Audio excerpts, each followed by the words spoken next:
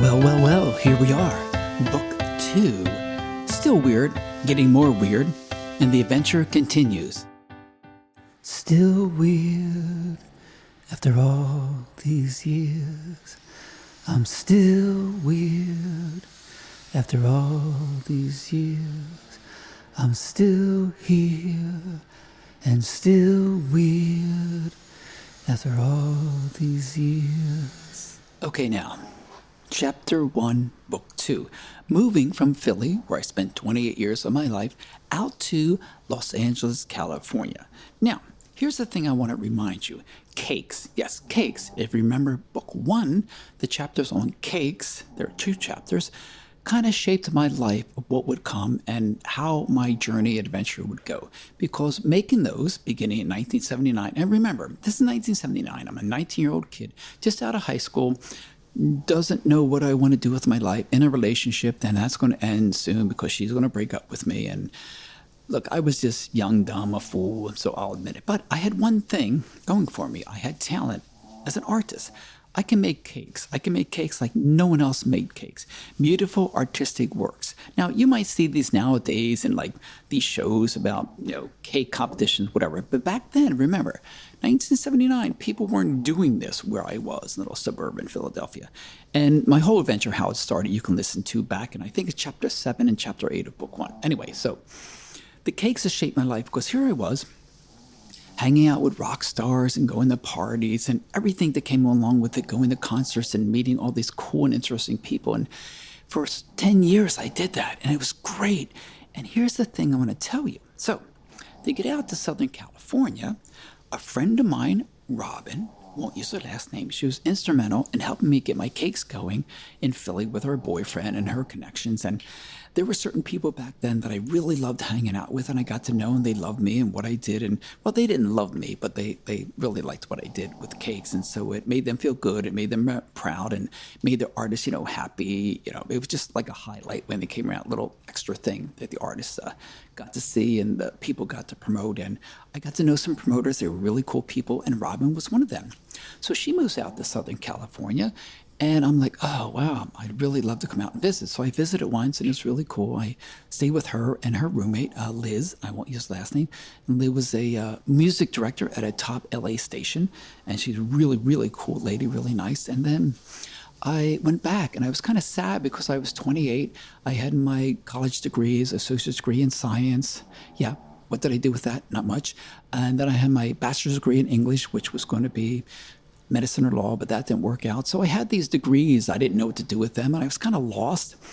I still made cakes, but I really wasn't into it too much because it was the same old thing over and over, and it was a good business. Living at home, helped my parents, supporting them the best I could, and it was weird back then and kind of crazy, and we had a lot of dysfunction in our family, a lot of dysfunction. And you can listen again to book 1. It's all there. So anyway, Robin contacts me in October of 1988. He says, hey, there's an opportunity that might arise if you're interested. A friend of mine, another friend of hers, and I won't use her name at all because she's popular now, and I won't even use her first name, but she bought her first house, and she's getting well-known in her industry, her art, and things are happening for her. And, she's not really hip on like living alone or just doing many things around the house. So you're kind of domestic and you kind of have this thing down, like maybe, you could come out and just, help her around the house and get things done. Like, I guess a house sitter or something. And I said, yeah, that sounds really good. I mean, there's nothing, other than that, there's nothing personal, between us. So I come out and I pack stuff up and I get there and I bring out a little motor scooter with me. And the first I get there, it seems a little off because she is expecting me, but not expecting me. And her and her assistant look at me a little kind of like perplexed or like questioning. I'm thinking, wait a minute.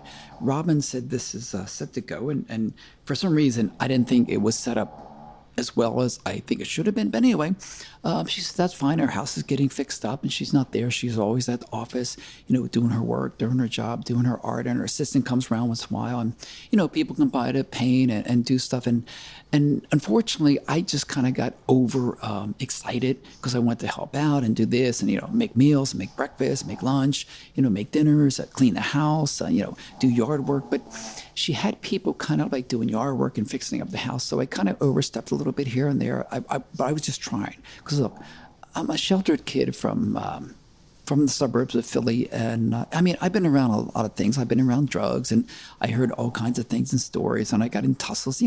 It wasn't always easy going. Like, I'm sheltered from the world. Philly's a big city. So I get out there, and it's like, all right, I'll just deal with this. And, we kind of get a friendly relationship. There's nothing bad. I met her boyfriend. He's a really cool guy, and we got along. But then a month later, it came to be kind of awkward, where it was like, hey, Glenn, you're here, but, maybe it's time to move on. I'm like, oh, okay, great idea. So I'm thinking, what am I going to do? It's a month in. I'm not sure what to do. Someone said do some extra work for work, and I did that. I did some extra jobs in movies and TV shows, and that was exciting and fun. I mean, look, I'm a kid from the Philly suburbs, and I'm all around showbiz and movies, and this is great. I'm in these different roles or background or extra work, and that's exciting, but I still get the feeling like it's awkward there. So I make a plan, say, all right, I'll leave in December, beginning of December for the holidays. And she was okay with that, her assistant. And my friend, unfortunately, my friend Robin, she moved back to Philly to get married. And I'm like, I'm kind of on my own now. What am I going to do? And let me preface this by saying Robin, what a great person she was. I don't know where she is nowadays, but when it came out to visit, she worked in promotion business out here. And again, I was around people I was around these parties like Geffen Records, and I'm at a party and there's like Whitesnake and there's like all these rock stars.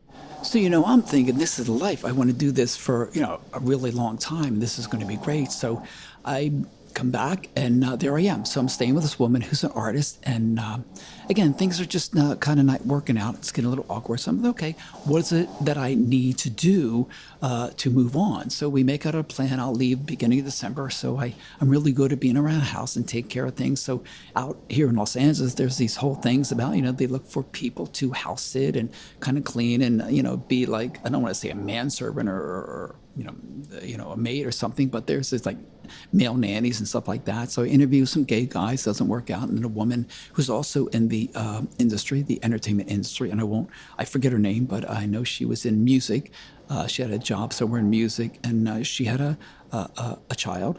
Around 10 years old, and I was going to be his nanny. They interviewed me. I had a great reference from Robin's friend, and she had a husband. I think they were divorced, but they needed someone around to take care of the kid, take him around. I said, okay, that's fine, and do some chores and stuff like that. But it really wasn't explained to me, so it got a bit awkward because one of her friends came over who was a cook for a famous director, and I heard them talking and the guy saying, look, if you don't want to tell him to leave, I'll tell him to get the hell out of here. So as soon as I heard that night, I packed up my stuff, got in the car, and left. I never got paid or anything like that, so I got the hell out of there. And then things went really badly after that. But I'll save that for the next chapter. Remember, growing up white is weird. I'm still weird after all these years.